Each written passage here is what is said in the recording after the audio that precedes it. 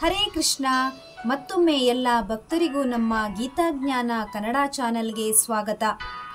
ಇವತ್ತಿನ ನಮ್ಮ ವಿಡಿಯೋದಲ್ಲಿ ಭಗವದ್ಗೀತೆಯ ಅಧ್ಯಾಯ 1ರ ಮುಂದುವರೆದ ಶ್ಲೋಕ ದೀಪಕ್ ಮತ್ತು ಸಾತ್ವಿಕಿಂದ. ಹರೇ ಕೃಷ್ಣ. ಶ್ರೀಲ ಪ್ರಭುಪಾದರಿಗೆ ನಮಿಸುತ್ತಾ ಅಧ್ಯಾಯ 1 ಅರ್ಜುನ ವಿಷಾದ ಯೋಗ. ಶ್ಲೋಕ 24. ಸಂಜಯ ಉವಾಚ ಏವ ಮುಕ್ತೋ ಋಷಿಕೇಶೋ ಗುಡಾಕೇಶೇನ ಭಾರತ ಸೇನಯೋರುಭಯೋರ್ಮಧ್ಯೆ ಸ್ಥಾಪಯಿತ್ವಾ ರಥೋತ್ತಮಂ.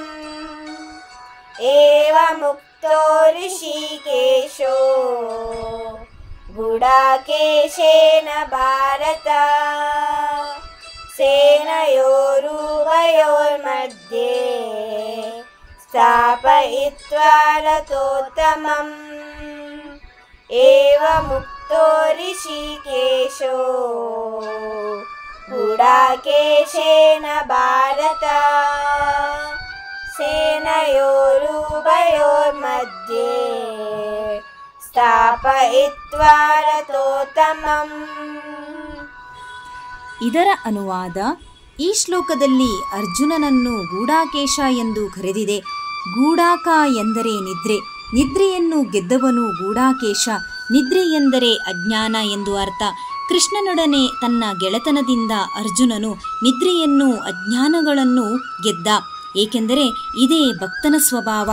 ಋಷಿಕೇಶ ಎಂದರೆ ಎಲ್ಲ ಜೀವಿಗಳ ಇಂದ್ರಿಯಗಳ ಮತ್ತು ಮನಸ್ಸುಗಳ ನಿರ್ದೇಶಕನಾದ ಕೃಷ್ಣನಿಗೆ ಅರ್ಜುನನು ರಥವನ್ನು ಸೈನ್ಯಗಳ ಮಧ್ಯೆ ನಿಲ್ಲಿಸು ಎಂದು ಹೇಳುತ್ತಾನೆ. ಅರ್ಜುನನ ಈ ಮಾತುಗಳನ್ನು ಕೇಳಿ ಶ್ರೀಕೃಷ್ಣನು 2 ಸೈನ್ಯಗಳ ನಡುವೆ ತನ್ನ ಶ್ರೇಷ್ಠ ರಥವನ್ನು ನಿಲ್ಲಿಸಿದ. ಹರೇ ಕೃಷ್ಣ. ಮುಂದಿನ ಶ್ಲೋಕ ಮತ್ತೊಂದು ವಿಡಿಯೋದಲ್ಲಿ ಬರ್ತೀವಿ. ಎಲ್ಲರಿಗೂ ಧನ್ಯವಾದಗಳು. ಹರೇ ಕೃಷ್ಣ.